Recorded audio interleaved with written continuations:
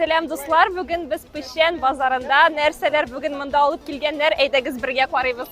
Үзегезнең эшләрдә нәрсә күрсәтәсегез килә? Ничек ул традицияләрне яратырга һәм саклап ничек алар бу тормышта безгә булышалар яратырга. Бу сезнең рәсем. Әйе. Татарлар менә ничек чәй ярата икән, моннан күрергә була икән.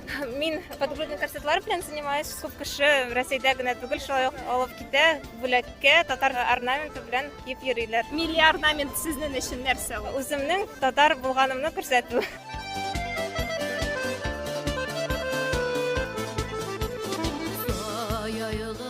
В общем, в восторге. Икенче елга да килербез бик шада.